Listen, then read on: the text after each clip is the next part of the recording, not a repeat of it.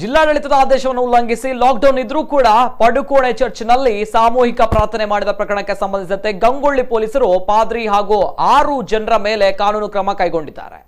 April 9ರ ಗುರುವಾರ ಚರ್ಚ್ನಲ್ಲಿ ಸಾಮೂಹಿಕ ಪ್ರಾರ್ಥನೆ ನಡೆಸಿದ ನಾಡ ಗ್ರಾಮದ ಪಡುಕೋಣೆಯ ಸೇಂಟ್ ಆಂಟೋನಿ ಚರ್ಚ್ನ ಫಾದರ್ ಫ್ರೆಡ್ ಮಾಸ್ಕರೇನಸ್ ಹಾಗೂ ಇತರ 6 ಜನರ ಮೇಲೆ ಪ್ರಕರಣ ದಾಖಲಿಸಲಾಗಿದೆ.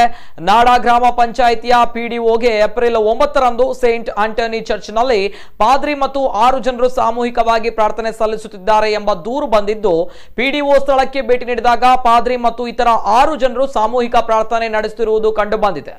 ಇನ್ನು ಈ ವಿಷಯವನ್ನು ಪಿಡಿಒ ಬೈಂದೂರು ತಹಶೀಲ್ದಾರ್ ಬಸಪ್ಪ ಪಿ ಪೂಜಾರಿ ಮತ್ತು ತಾಲೂಕು ದಂಡಾಧಿಕಾರಿ ಗಮನಕ್ಕೆ ತಂದಿದ್ದು, ಲಾಕ್ಡೌನ್ ನಿಯಮ ಉಲ್ಲಂಘನೆ ಮಾಡಿದ ಕುರಿತಾಗಿ ತಹಶೀಲ್ದಾರ್ ಮತ್ತು ದಂಡಾಧಿಕಾರಿ ಪೊಲೀಸರಿಗೆ ದೂರು ನೀಡಿದ್ದಾರೆ. ಈ ಕುರಿತಾಗಿ ಗಂಗೊಳ್ಳಿ ಪೊಲೀಸ್ ಠಾಣೆಯ ಪಿಎಸ್ಐ ತನಿಖೆ ನಡೆಸ್ತಾ ಇದ್ದಾರೆ.